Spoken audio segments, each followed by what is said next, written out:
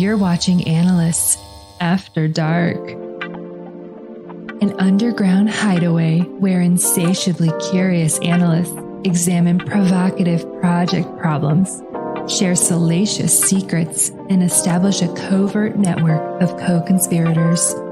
Step into the dark with your hosts, AJ Hawley and Steve Jones.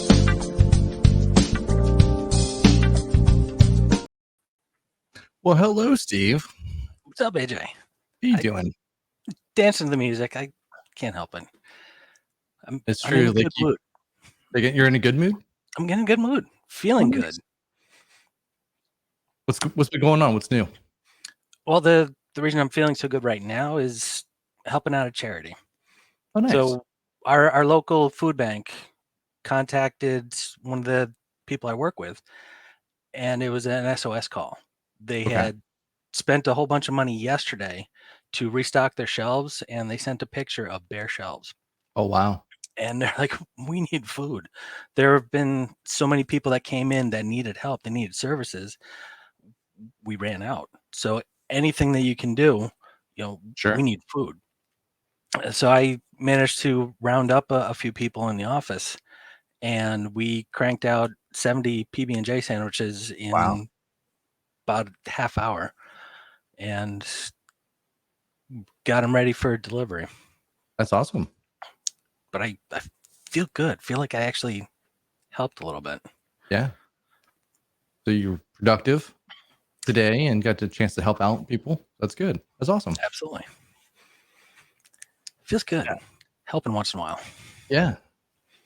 I like working with Erica Woods. I think you know her too, like on some of that stuff around here in Tampa, like solving some of the technical things. But she had an event a few weeks ago, and we got a chance to work with. I got a chance to work with a nonprofit that brings art to students wherever they are, or to neighborhoods, and they have an awesome program. So like I enjoy stuff like that too. So I understand that feeling of, hey, this is actually kind of different than what we normally do day to day. But that's awesome, man. Yep. Congrats. Yeah, and bringing in a couple people from the office, just happened to grab them. Like, we need help. We need to make some sandwiches, and this was at 4:00, end of the day. Some people are already gone. Yeah. And I managed to wrangle a few people, and it was fantastic. Kudos, man. That's great. I know that was something that you were kind of close to your heart during the pandemic. So it's nice to see that continues and you can still provide value. That's awesome. Yeah, it feels good. We do it about once a month right now. But considering the need, we might be ramping it up again, because during the pandemic, when we were all in lockdown, it was once a week. Wow. Where we had 6 or 7 people lined up, and each week a different person was doing 70 sandwiches on their own. So the need is there. We had several people step up, and it just felt good. Felt wonderful, like man. we were helping the community. Well, we have a phenomenal guest with us this evening. Absolutely. So Leslie our guest tonight is Leslie Hughes. She's a friend, I think, of both of us, and I finally got a chance. So we had been friends, like we met, I think, virtually pre-pandemic, and then I finally got a chance to meet her it was last year in Boston, like for the first time in person.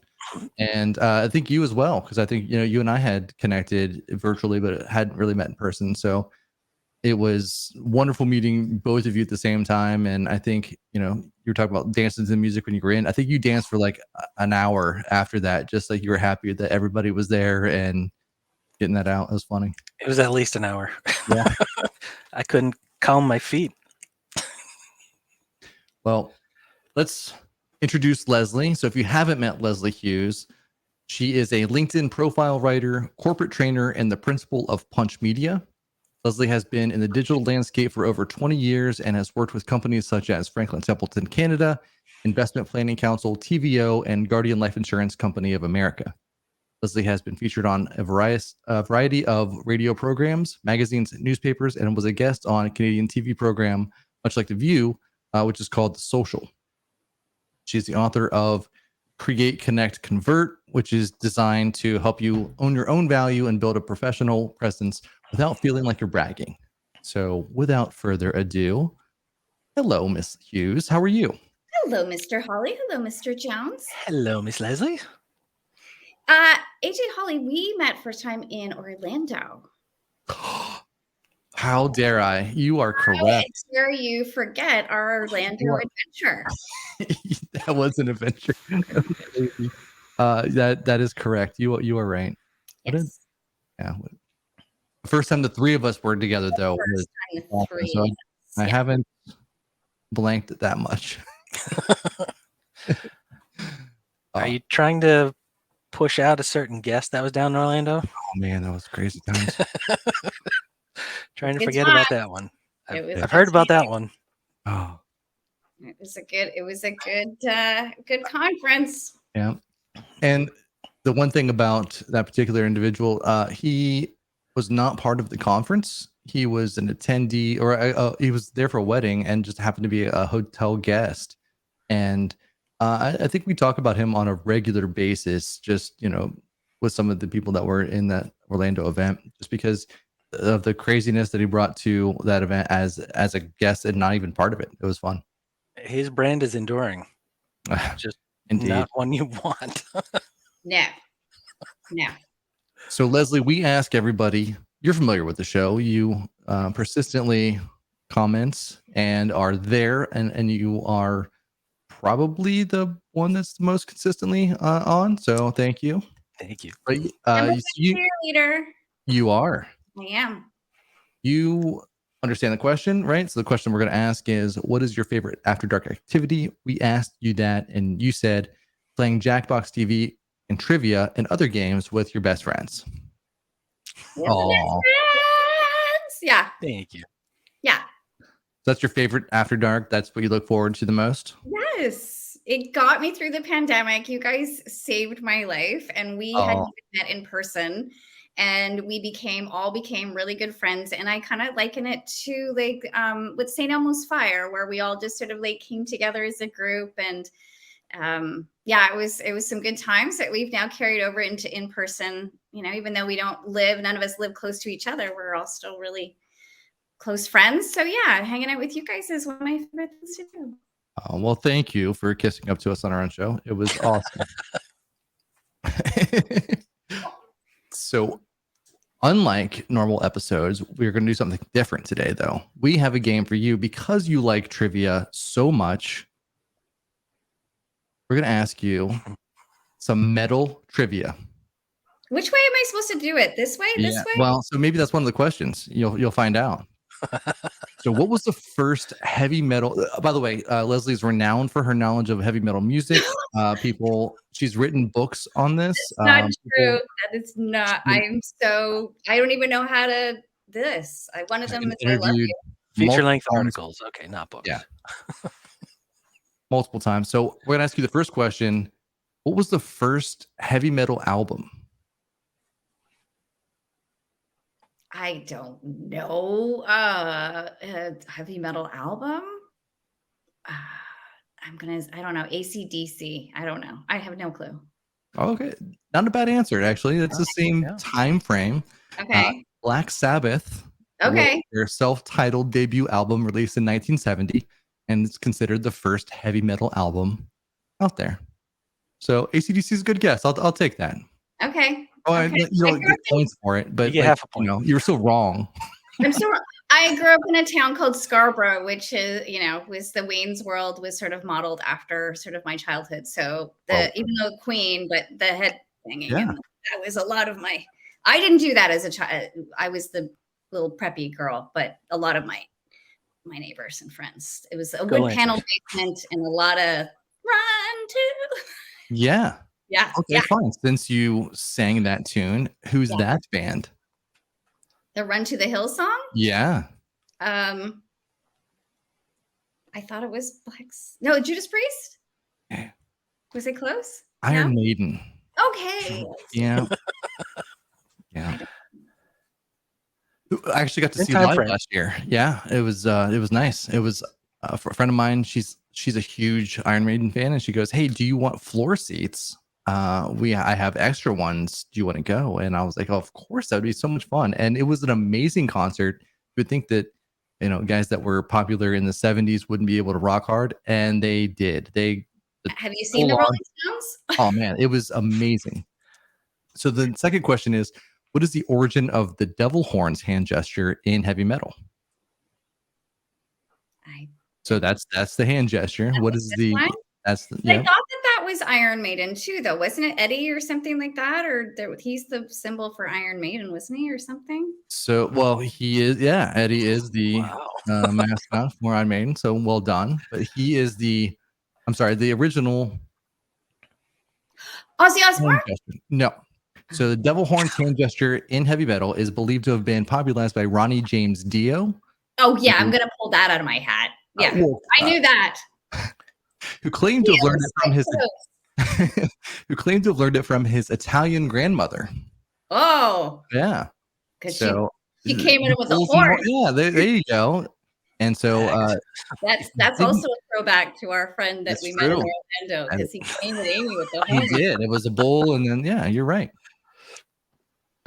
Ronnie James Dio sang with Rainbow, Black Sabbath, and his own band just called Dio. Okay. What is the name of the first heavy metal band to win a Pulitzer Prize? I don't know. None. None's ever won a Pulitzer Prize. Okay. All right. I know. What's the name of the first heavy metal band to have a #1 album on the Billboard 200 chart? That would be AC/DC, probably. That would be Metallica. Oh. It is their Black album, released in 1991. Okay. All right. Last question before the bonus round. What is the name of them right so far? What is the name of the first heavy metal band to have a video banned by MTV? Ozzy Osbourne. No, the first heavy metal band to have a video banned by MTV is often considered to be Twisted Sister. The video "We're Not Gonna Take It" was banned in 1985. Oh, is that metal? Yes. Is it? Okay. All right. You're down. Yeah. You're down. Okay. All right. So bonus round. This question is for a favorite friend of ours, Amy Riddell. What is the name of the first heavy metal band to have a comic book series? Kiss. It is. That's only because you gave me Amy Riddell. I know. I gave you a huge hint. That was the biggest hint, because I would have had no clue. Kiss is her favorite band. It is. Kiss, it has their own comic book series, and it was published by Marvel Comics in the late 1970s. And then last question, bonus round. A psychedelic rock band created a song called the Jug Band Blues. Come on. Who was this group?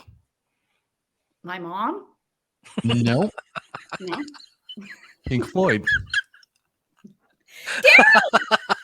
So there you go. Well, pink jug. So right? Pink jug, Pink Floyd, Jug Band Blues, all good stuff. Yeah. So you had 0 points out of. I have bonus. Okay, fine. You get 1 point in the bonus round. Yeah. So great job. That whole conversation came about today because we were talking about value. I made a valuable value joke, and I said this was meta, and I unfortunately included an exclamation point in that comment. And she said, "I thought you said metal." And I'm like, well, great. We're going to have fun tonight because we are going to have a trivia. And so there we go. Totally not part of the show. This kind of trivia just as well as I play our games night trivia, where I get them all wrong. So this is just, it's the same thing. That's fair. I think that's our show's first raspberry. So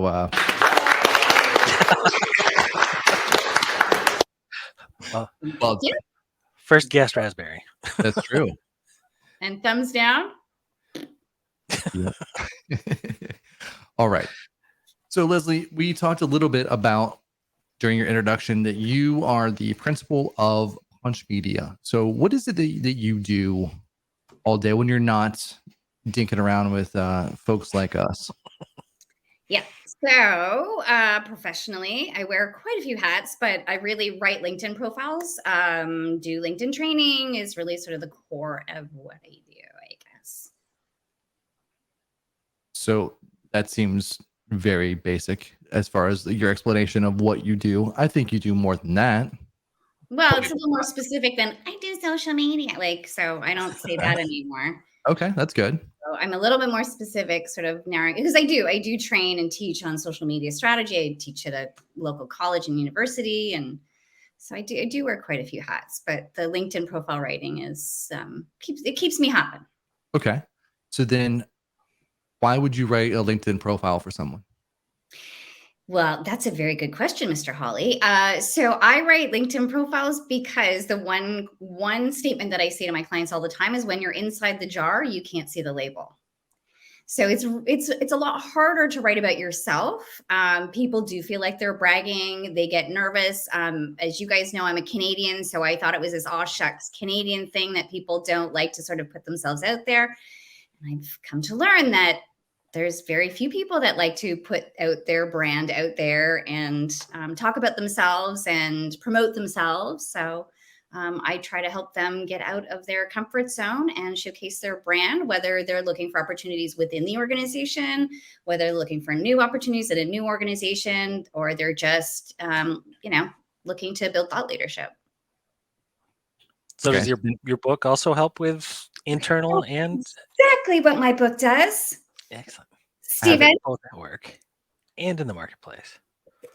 Yes. I'm gonna have to get me a copy of that book. It's a book about branding, all the lessons I've learned about branding and like marketing and strategy. And I've turned it into basically how you can create a strong first impression, how you can connect with quality people, and how you can convert higher paying clients. And also, if you have like an unlevel monitor, it's great to help level it out because you just put it up on one side and it makes it all even. So it's lovely for that. Yes.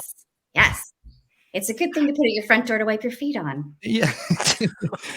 But this is not just a simple like book about, whatever. It's more of like a workbook, right? So as you go in and you'd say it's not just a tip, it's you write in it, you write questions about yourself and things like that. So you're more extracting those things that you would really do, right?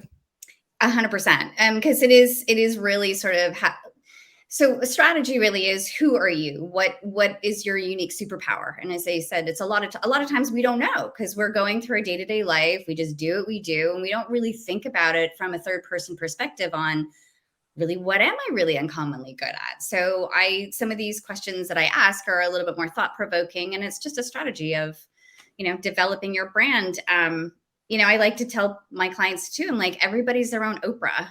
We all use these social media tools. What are you laughing at there, Mr. Jones? I'm my own Oprah. We all basically, none of us, growing up, you watch television. It was sort of like this, like television was coming at you. And now social media is a like collaborative with environment. So we work with our customers and our clients. And so the strange part is, although we've been raised to sit down and shut up and do as we're told, now it's like, be a brand, stand out, get your own podcast, like all these kind of things that people are not comfortable, excuse me, writing their LinkedIn story or putting themselves out. Excuse me. A little frog in my throat. She's hinting at us. No. Mention the podcast. Yeah, just to tell your story. So whether it's LinkedIn or any other channel, a lot of times it's just getting out of your own way and owning the value that you bring. And so it's something that I have struggled with. I feel like I'm particularly qualified to talk about this because it's something that I continue to struggle with ongoing. Yeah, it's a lot easier. What you've never seen me in that situation, have you, Steve? Where I've been like, don't listen to me. I know nothing about what I'm talking about. Yeah. So the book helps kind of guide the reader through their own introspection. a little bit. Yes, absolutely. So not a little bit. It does a lot. It's sort of, think about what your value is, what's important to you, what you do uncommonly well. Oftentimes, some of the things that go into people's LinkedIn profile might be how many years have you had experience? That might be one of the things that brings your unique value proposition. Did you win awards? Have you worked with certain brands, or have you worked on certain projects that you can then let your network know that why and how you're good at what you do? Because most of us don't stand in that. We're nervous about telling that story. So that's kind of what the book, or when I write LinkedIn profiles for people, these are the questions I'm asking them to sort of draw that story out of them, so that then I can write a comprehensive story that gets them to stand in that value and put that story out there on LinkedIn or wherever they want to share it. Yeah. So you said that's the first part of what you do is the profile writing. Yeah. On the other side of that, you said that you also work on the LinkedIn side to help people promote their own brand, et cetera. So can you tell me about that and how I can get my posts higher, and what impression count should I be looking at, like target wise, to make sure that I'm like right there? Well, I would be nervous about giving you any kind of quotes on what your impression rate should be, or even the vanity metrics of how many followers do you have, right? And so that's one thing that a lot of people will say, I've got 30,000 followers, or this is how amazing I am. I might have 3. 3,000? There you go. Good job. 3. Oh. Singular number. So the better metric to really look at is your engagement. So how much engagement do you have is a much better way to sort of game the algorithm, if you will. Okay. So it's, again, not talking at people, but talking with them. So how can you get engagement? How can you get people to participate? Comments are great. Getting people to share things, like things. That's a much better metric to sort of look at than simply just, I could have 30,000 followers that I bought or that I gained the system to get that. So that doesn't really matter. It's like, do people really care? Yeah. So they're finding that when it's not the sheer number that are looking at that and liking it, it's looking at what's the comment rate, or how often are people posting and using that almost as a communication tool on LinkedIn. Is that what I'm hearing? Okay.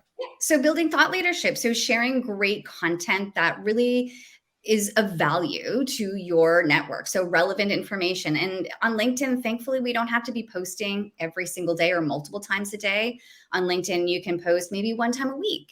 And so, in the business analyst and in the project management world, how can you as project managers, business analysts, be empowering and educating your network? And so a lot of people will hold themselves back from saying things like, oh, I was at Project World or Project Summit. Someone's going to think I'm bragging. But in fact, you're actually showcasing to your network that you're staying on top of your game by, educating yourself. And if you're a speaker, even better to be showcasing, I'm standing at the front of the room doing a presentation. So it's not really sort of about the bragging, but letting your network know that you're out there helping to educate and empower others to lift all tides, or what is that saying? When the rising tide lifts all ships. That's the one.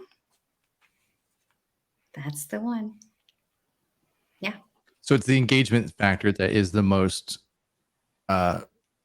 useful tool or useful thing that we can do and what about polls? So I see those all the time. I think I've done one, and only because it was sarcastic and someone said, how many polls do we need to create before we have too many polls?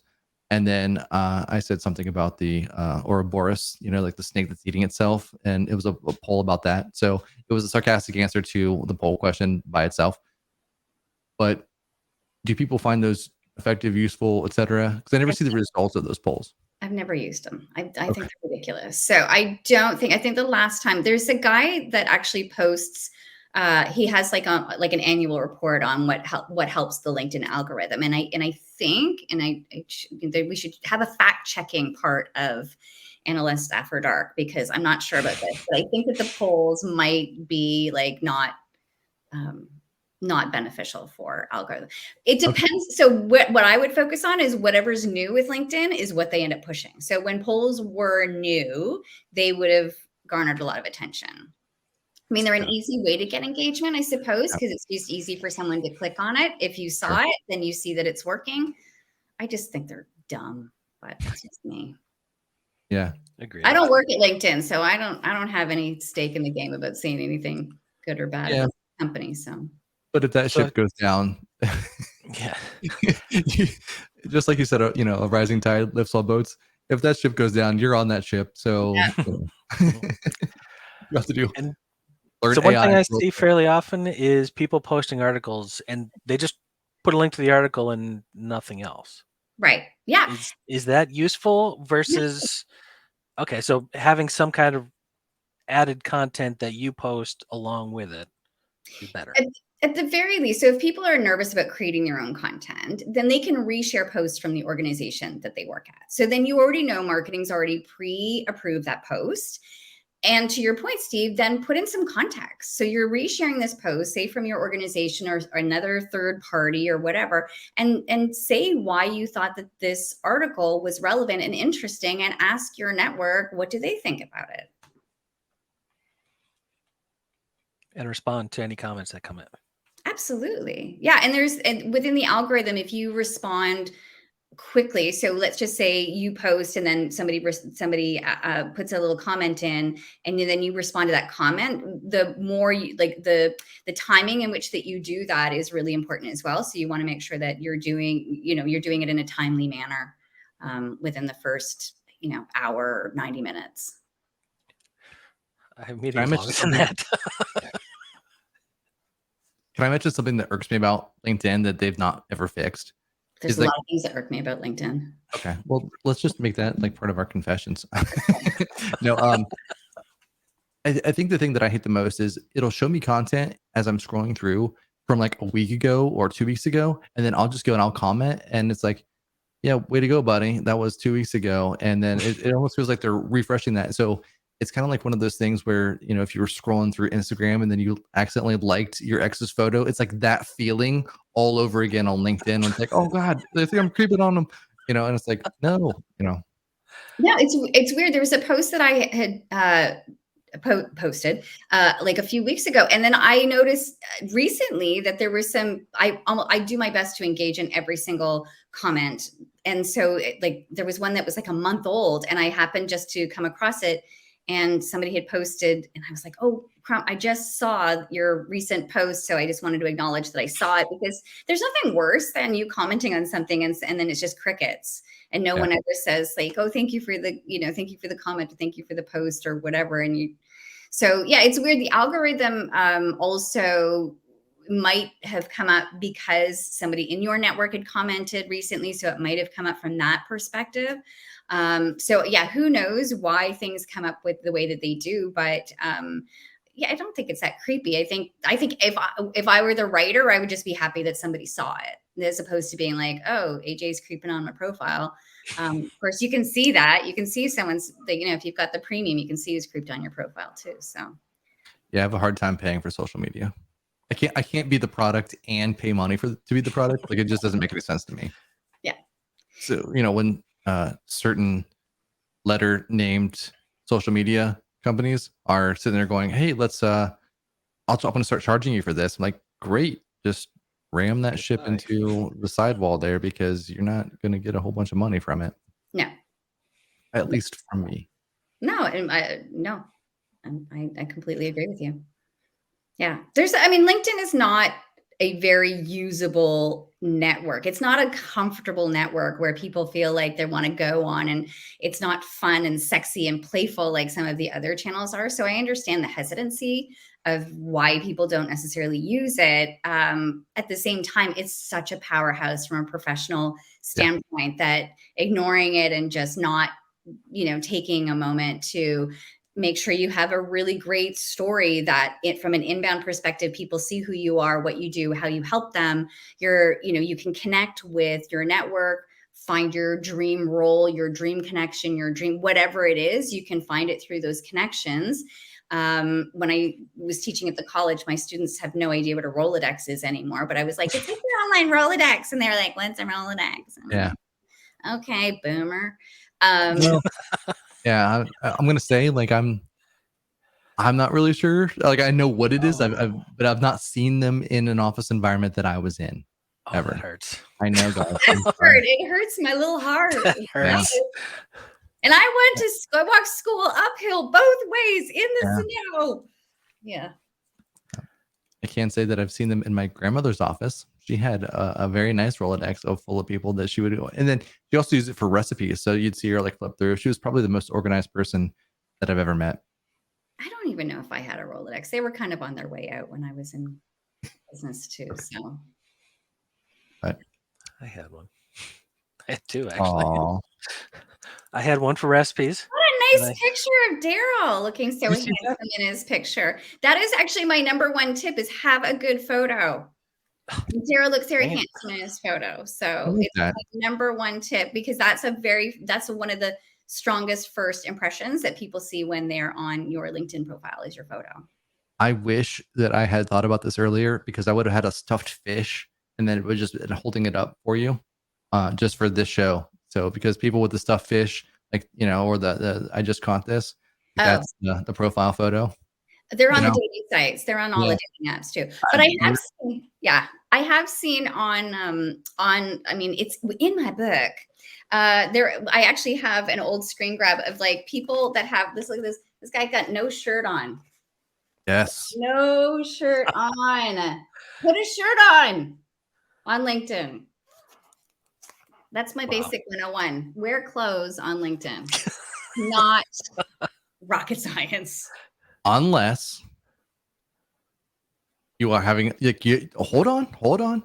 Unless you have a brand like no, you're okay. So if you had a brand where like you were saying, hey, I'm only doing necklaces or it's I don't know, like there's some other product that you were, you know, selling and then that became part of the identity. No, nothing. My students asked me that and they said, well, what if you're a bodybuilder and that's your brand? Here's the thing. Would you show up to a business meeting all lubed up in a Speedo? Probably not. I don't know. Am I going to Speedo because then I would, because then I would be, you know, engaging my client. I'd like to see that. No, that is not true. That is nope.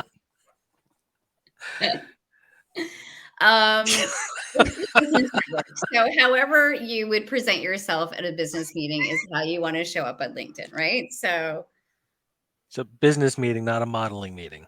That's right. It's not not a photo shoot. Not a photo shoot. So you can put away your baby oil, Mr. Holly. Oh, yeah. I was just prepping that. Totally. And I don't have a thing. Wait, hold on. I think I do. Hold on. Maybe? That's naughty. There it is. That's the one. I had to make sure I had the right button. It's hard to be Howard Stern and, you know, who's the guy that makes the jokes? Baba Booey. Is it he's the one who makes them? I need a Baba Booey. Steve, will you be Baba Booey? Can we just change your name on there? Yeah. I still need the board though. You've got the board. Oh, well. He's more the Ed McMahon. Yes, that's right. Yes. I like that. That's right. That's right. I don't know that I could do a Johnny Carson impression. Nope. All right. You've got the index card though. Here you go. I only have Post-its. That's all I got. That works. So Leslie, what would you say then is your number? Like, let's say 2 tips. Give 2 tips to people that say, here's what you think here's what you will need for a LinkedIn profile. I heard you talk about storytelling, and then what's the other thing that you would have in there that you would say this is the second thing you absolutely have to have in your profile? So the 4 areas, I'm going to tell you 4. So I'm giving you bonus, right? Wow. It's 2 bonus. I know. So the photo is important. So the area behind your photo is also equally as important because it's the first visual thing that people see when they land on your profile. Other than your photo, they're looking at you, they're looking at that background photo. So what is your brand? It can be your own brand. It can be your organization's brand. It can be the Analysts After Dark brand, whatever you want it to be. It can be the brand in the background. I've used Canva to create them because canva.com is free. So we love Canva. I actually have the paid version, but canva.com is a great tool to create that image back there. So photo, the cover photo or the banner in the back, then your headline, and then your summary. So those are the 4 key areas. So your headline, you have 220 characters to tell people who you are, what you do, how you help. 220 characters is not a lot, but you want to do more than just your role at your organization. So you can include specializing in or passionate about or whatever it is. There's a little bit more storytelling allowed in there to go just beyond whatever your role is at your organization. So I've heard some or read, it was actually on LinkedIn actually, that I read some feedback, we'll say. It was a post on that somebody was saying about what you can have on there, like how many rock stars could we possibly have in this, or how many CXOs where you make up your own X for whatever that role is, or how many gurus, ninjas, whatever the word of the day is. How do you coach people on standing out in that tagline or in that headline, but also not doing it in a way that is, or maybe just constantly changing it? How do you coach them on that? It's writing for the reader. So what's important for the reader and what do they care about? So chief people officer may be a great, but does that mean anything to anybody? So put in a little bit of context about what that means. So again, so it depends like on your role, if you want to include that in there. I don't even have my business name in my headline at all. So I have the keywords, LinkedIn profile writer, LinkedIn trainer, as seen on CTV's The Social, because I want that first impression to really stand out to my network. So that's who you're writing for. So, you can, if you are a CXO, or I don't know, if I also with my clients will use award winning. So if they have won awards, whether they're on a team or whether they've individually won an award, that would be the first couple of keywords that I might use in the beginning, because again, it's really just trying to get into the subconscious of the reader of saying, I am good at what I do. And it's not really self-promotional if you've done it, right? So that's the other thing about understanding your value, is that if you've done it, it's not bragging if you've done it. And really what you want to do is let your network know that you're the best at what you do, because everybody wants to work with someone who's deeply passionate, who's good at what they do, who's successful in what they do. People want to work with that person. They don't want to work with some hack who just, put a shingle up, right? It's a little bit tougher when it comes to sort of calling yourself an expert, which is why I lean on third party of being on TV and radio and newspapers and those kinds of things. Those people give me the endorsement of being a social media guru. It's a lot better than me saying that I'm a social media guru. Because what does that mean? What does it mean? Means you're awesome. It is. I've been nervous about putting those kinds of things on there. As I said, I've struggled with it. And it was a friend of mine who actually worked at LinkedIn at the time who told me, you have to put that on everything. You have to let people know, because, especially because I am self-employed, and an entrepreneur, that I am selling my own brand on a regular basis. So Sure. that's what I have to do. And so as I say, it's not really bragging if you've done it. And there's a way to do it. And people, first of all, people who love you are going to support you. And they're going to say, that's amazing. Congratulations. They're going to love to see your accomplishments on there. And if haters are going to hate, then that's on them, right? Because if you're not too self-promotional of I'm so amazing, which if you for a moment are nervous about saying that you're too amazing, you probably are going to be on the cautionary side of not promoting yourself. It's we all know those other people that actually we know a couple people that think that they're rock stars when You mentioned if you're in the jar, you can't see the label. Yeah. I think that there's some people that I want to put back in the jar, but like once the genie's out, it's out. And put the lid on it and then just shake it up a lot. Yeah. I would love to do that. Make a snow globe out of them. Wow. I went dark. They got dark. I was just, Sealed. saying, Yeah. I was just, And then stomp on the glass and smash it. Yeah, no. wow, violent. So that's another first for this show. Thanks, everybody. It was fun while it lasted. So for people who haven't actually won any awards, or winning an award could be, what level of award are we talking? Because some people could say, yeah, I won something. What'd you win? Oh, yeah, it was something in my town. Yeah. Razzies. Yeah. What's that? Razzies, like the Razzie Awards. Award winning. Yeah. Another Razzie. Another. Yeah, we've done it twice now. Yeah. So you could say, experienced. So if you've had, as I said, when you've had a number of years of experience, this isn't your first crack at something, 25 years of experience in this or 10 years experience in that, or as I said, sometimes the brand or the brands that you've worked with can be really a good thing for you to showcase. Maybe not necessarily in the headline, but certainly in the body copy of your summary. With the summary, I love Simon Sinek's Start With Why. That's the first question I often ask my clients is, so tell me, why did you get involved in your industry in the first place? Why do you love to do what you do? Because I think people want to work with those people who love what they do. And so how can I weave that into the story? Because at the end of the day, we're people talking to other people, or, there's another person at the other end of the computer. And yet we seem to not necessarily think that that's what's happening. So how do we weave a story that resonates with our customers, our clients, or whomever it is that we're trying to impress, in a way that tells them that we're good at what we do, that we have, we love what we do, we're passionate, we're driven.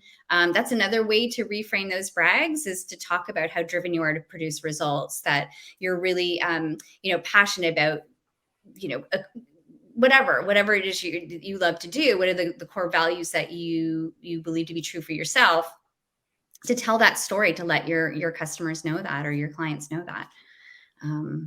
Those are great ways to say that you're amazing without sounding like you're amazing. Because you could say, I'm humbled or honored to have been recognized in my industry as, right? It just shows my commitment to achieve, the industry, there's a lot of ways to work around not sounding like you think you're something else.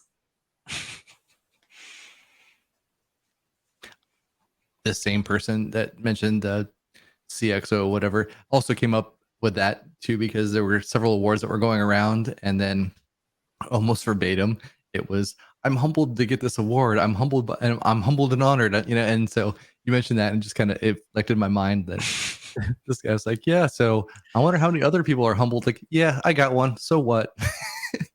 And it was nice to kind of see just that level of honesty in what he was saying. I got one. I got to share one with this guy. But you mentioned Simon Sinek, and I think that he does actually come in as very thoughtful in what he's doing, very intentional in what he's doing. And when you listen to his podcasts and shows, he's not the most polished person that you've ever heard speak, right? He comes in, he says, a lot. He just kind of think about things, and he pauses. But I love that is his, and he airs all of that too. I love that that's his approach to being, this is me, and if you can take me, and I've got filler words in my speech, I've got all of this stuff in here, then that's me at my core, but the message is still true. So he's one of our dream guests on the show. Like we actually have dream guests on the show, and like a whole list of ones. If that ever happened, like I think I'm gonna pack it up, and that's our last day, Steve. Like, all right, we did it, everybody, good job, and then we just roll it up. I think you should take a big swing. A friend of mine that I think AJ, you met in Orlando, my friend Phil Gerbershak, has Seth Godin on. He's had him on his podcast, and I was like, oh my god! Like, and I can't remember the other one, but like that's a big swing. Like like Seth Godin is one of my favorite marketers of all time, and Phil was like, I just emailed him. So, have you listened to him recently? Sorry, have you listened to him recently? I'm obsessed with Seth Godin. I'm obsessed. He did a podcast with Tim Ferriss several months ago, and it was a phenomenal podcast, because he basically just writes a lot of the stuff that he'd been talking about for years. And this is the actually Wow. Tim Ferriss is the same thing. You know, they both kind of talk about that where like he wanted the 4-hour work week and automate everything that you do and etc. Being someone in automation, I'm like that I lean towards that quite a bit, but at the same time, I'm like 4 hours seems untenable. Like you couldn't do that because you can't automate everything, right? But he's going back and really now when he's examining his career with Seth Godin, they're talking about, well, what I mean by that is finding your purpose, finding what you're intent on, what you're an expert on, what you're a superhero on. Mhm. And Seth Godin's talking about, yeah. So a lot of the things that I said, he's changing the way he wrote a new book, and he was plugging that book, but he was talking about how they created it, and he didn't know much about this topic, but he had several other people that were all writing it together, and there was one that was called Almanac Page. that he did. It's something called like something almanac. I can't remember the name Yeah, of yeah, it. yeah, yeah. Yeah. There's the green energy, right? So good. I haven't read it yet. It's on my list of reads, but it is like just him talking about that was the process of how they created it was unlike the process that he's written any other book, and they did it in I think it was a year that from concept to print. And he said that was if you told me that I would start this book and read it in a year, or write it in a year, I would never thought that was possible.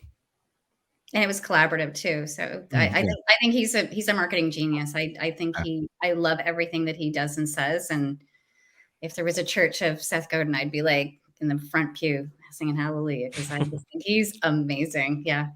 And it's really, I think he coined the term permission-based marketing, which is something that is so important. And I think also back to your point about the people that are saying like, oh, whoop-de-doo, you got an award or whatever. I think that authenticity piece, there is a fine line between being authentic, and we love people who are authentic. I mean, that's why the three of us hang out, right? Is because we're authentic, we're authentic for the most part, I think. Right, Steve? But I think also you have to sort of temper it a little bit on the channel that you're on and what are you trying to communicate to, right? So on LinkedIn, the reason why it's a little bit more stuffy is because it is the business network. It's where the psychologically people are going there to invest time instead of waste time. And so you want to make sure that the posts that you're sharing or the information that you're sharing isn't just a whole lot of smoke, but you're actually people are investing in seeing those posts, right? Yeah. But every time you post something, it's not just fluff. It's Stoking a fire, not just smoke. right. Well done. This is why he's on here because he makes it sound good. You know, he comes out with these just like boom, boom. Doesn't talk a whole lot, but when he does, it's just like value. So there we go. There you go. Yeah, I'm the machine gun with the words, and then he's just laser focused sniper. 50 Yeah. cal. Yeah. Wow. All right. Well, it is time for some confessions.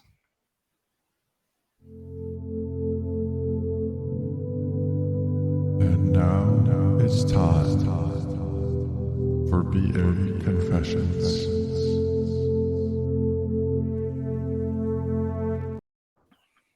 All right. We have been talking about this before in the green room. And we said, so we don't have any confessions from anybody online, but you had shared some confessions from people that you had talked to previously, Leslie. And do you want to share a little bit about that? Confessions always sound kind of a little inappropriate, but Yeah. yes, I will That was confess. the intent. Could be. So the confession that I have, I think one of the things that I've learned in the past, I think it's like 10 years I've been writing LinkedIn profiles now, is working with executives. And the confession that I have is that most executives, and this goes for all, not just in Canada, but all over, is that most executives they have imposter syndrome, which I think is so interesting because they will confide with me when I'm doing the interview. I don't want to talk about, I don't want to talk about myself. I'm really more of, it's all about servant leadership and teamwork, and I'm just a part of the team. And so I don't want to, and I've had to actually cheerlead these people that I thought were in these glass castles to say, we got to put your brand out there. We got to tell your story. We got to tell people how. And so it's refreshing because most of us that haven't reached that level of senior leadership, we think that they're untouchables, that they're, they have no fears, and but most of them really do. Like the ones that I've worked with anyway, do want to be of service. They do want to have that servant leadership sort of mindset. And also, a lot of them are just kind of making it up as they go along, just like the rest of us. So I say this with, because they're making decisions, and it's like, are they educated decisions? A little bit, but also some of it is a little bit like, well, let's see if this works. And it's a try and fail. And they're usually educated decisions, but at the same time, I think a lot of them sort of think like, I don't know how I got here. There's a lot of that conversation going on behind the scenes. Well, 1,000% what their lowest employee makes, salary wise, they should not be the ones going, yeah, I think we should probably just, like that doesn't make a whole lot of sense to me. But I think it's not necessarily that they don't have the answers. They haven't laddered up because they don't have the answers. They absolutely do have the answers. I think they're just as nervous as we are when it comes to putting themselves out there, and B, still feeling like they're not enough, still having that imposter syndrome, still sort of feeling like they're a fraud, but they don't know, again, they're inside the jar. So they don't know what they know. Yeah. So it's not like, like you're just handing the reins over to someone who's at the, answering the phones, but they don't necessarily see the value that they bring either, because they haven't really done that self-reflection unless they've had coaching.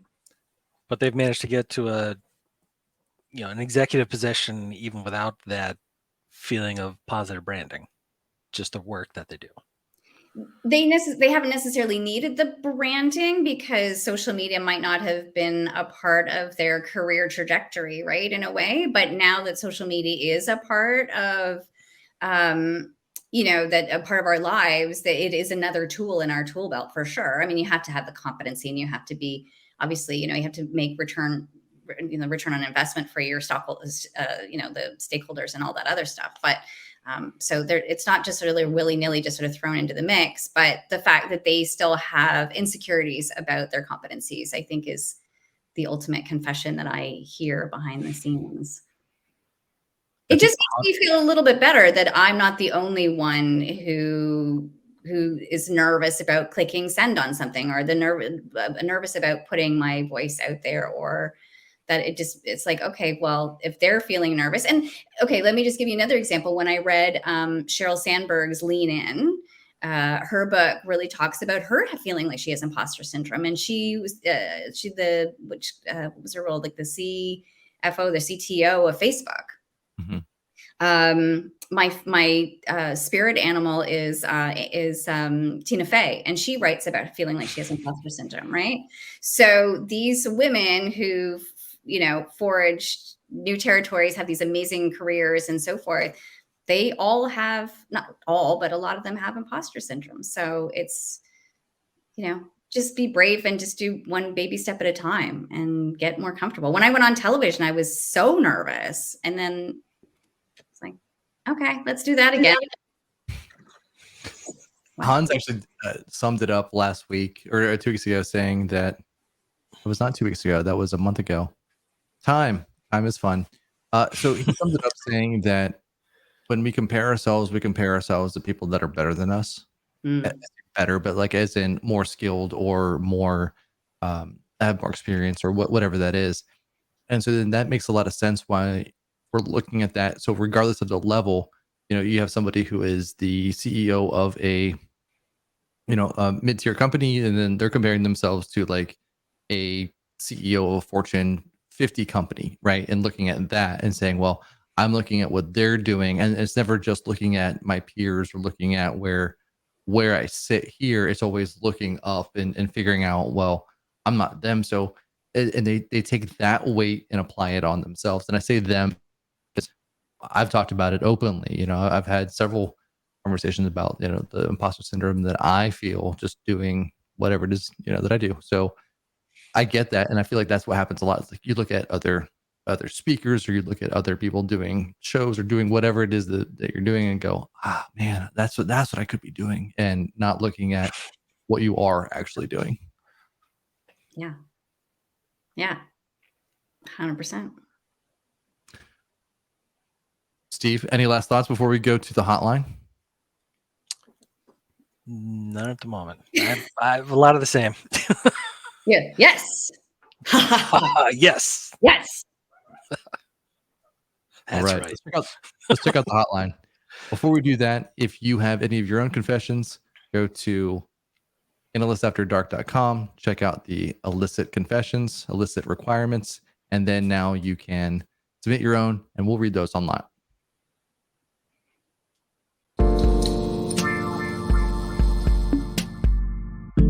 Let's eavesdrop on the BA hotline and see what provocative project problems are awaiting us. Is your project in hot water? Operators are standing by.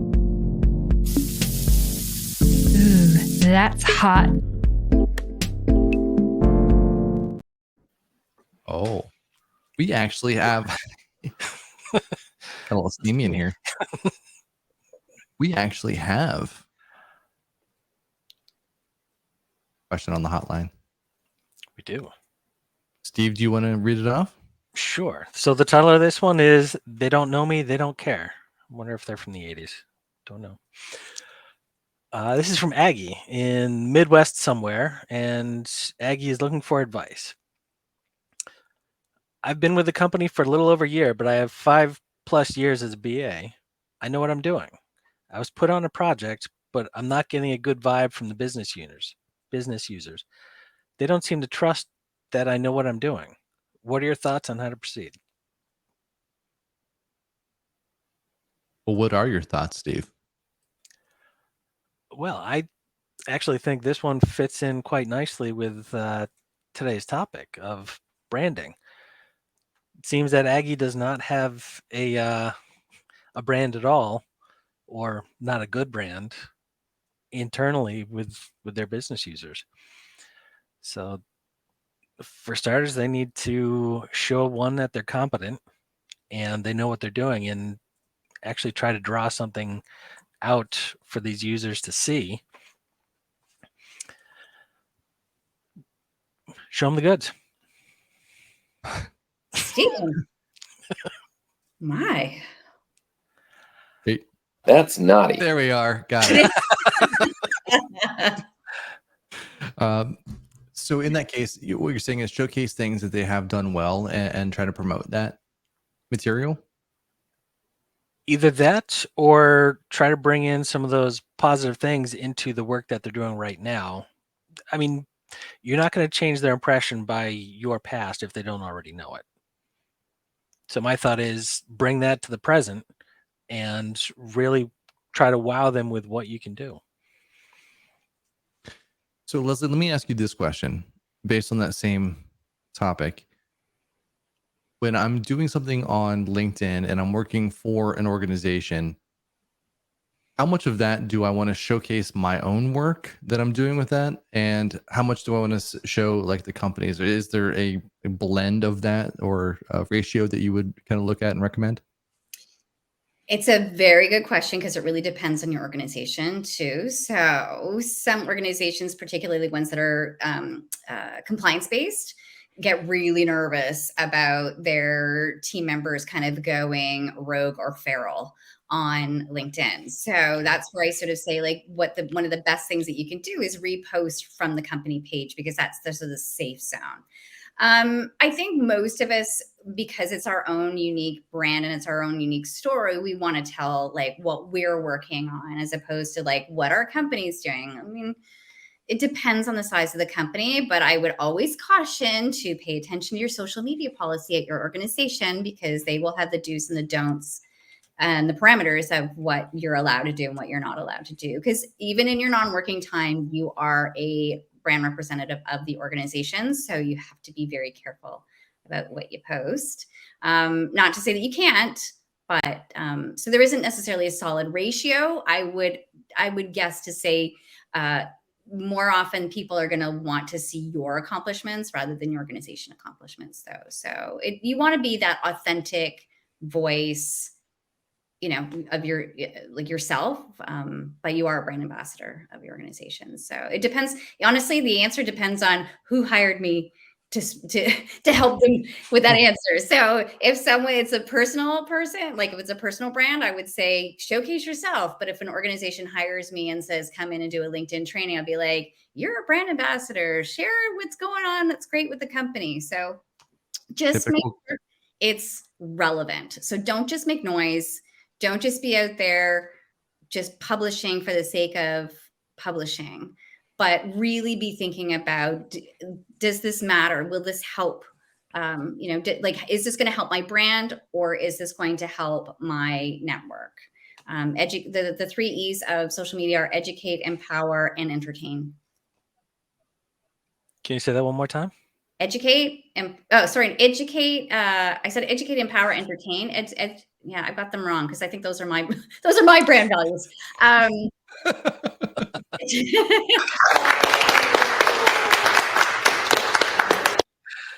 Love it. Yeah, I've been doing so much talking. I'm not so much thinking.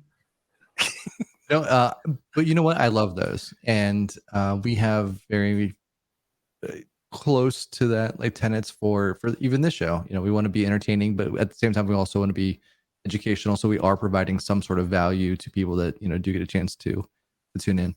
Engage, that was the one. Educate, engage, entertain. Those are really sort of the 3 E's of social media. I like it. I do the empowering. Wonderful. So the 4 E's, you're the 4th E that they didn't know, the bonus E. The bonus E.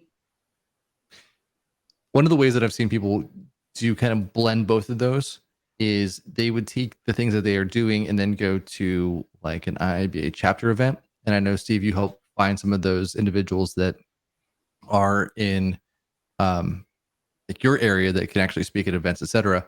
Then that person can go in and say, here's what I've done, here's what I am doing. Now they can post that on LinkedIn and say, here's what I'm actually doing. I'm speaking on this, and become their own credible resource for that. So now it's not I'm doing this at work, it's I'm talking about what I do, and it's a little bit different, but at the same time it allows them to showcase that these are my skill sets, this is what I'm doing, and I'm now taking that one step further and getting credits, because you can get learning credits and things like that for. And so, or even just, spin the story of I was at this event, or, whether you're speaking at the event, attending the event, or whatever, and this is what I learned. Again, educating. Well, Aggie, great question. Thank you very much. If you have your own question, again, reach out to analystsafterdark.com, look at the hotline, and answer or submit your own questions. Not answer questions. We'll answer the questions, but you can submit yours. We're going to record that at some point, so we just play it after this, so that way I don't, fudge through it every single time. And then we will answer your show or your question on the show, and it'll be fun. We're not even drinking, and we're getting. You know what? I'm going to start hard right now for the last 5 minutes of the show. Speaking of, it is now that. I know. Come on, Steve Jones, show us those moves. That's about it. I need more up tempo. Yeah, then you start to bounce. That's when you get into the Tigger bounce. I will start bouncing. Yes, I will. I am a Tigger. Leslie, you have the book Create, Connect, Convert. You are a speaker. You are on LinkedIn. Where can people find you the most, and what are you doing next? LinkedIn is my jam. So of course, you can find me there. Even though I've dabbled in the other social media channels, I really don't spend any time there anymore. So LinkedIn is where one can find me. It's Leslie Hughes, Hughes, not Hugcast, not Hughes, Hughes. Wrong. And where am I next? I guess next I'm going to see you guys in Boston. Is where I'm going to see you guys next. I'm speaking in Boston, and I will see you guys there. Wonderful. Well, it's been an absolute honor having you on the show. Thank you so much for hanging out with us. We had a great time with you. And thank you for sharing all of your knowledge and tips. I appreciate that. Thank you I know guys. we've had several conversations around LinkedIn, and what each other can do to kind of promote ourselves. So I know I've learned a ton from you just in the last several years. So thank you so much for your persistent education and just just being my personal cheerleader. I'm not personal cheerleader, but just in my corner, cheerleading me on. I appreciate that. And some of us need a hammer to get it drilled in. Yeah. Some of us need more help Leave than my others. pom-poms. Just pom-poms in this end, no hammers. Again, Leslie, thank you so much. This has been so much fun, and can't wait to hang out with you in Boston. Yay! Yes, indeed. That's our show. All right, Thank you buddy. very much, everybody. Good night. Remember to stay curious. And stay positive. That's the show. Bye, everyone.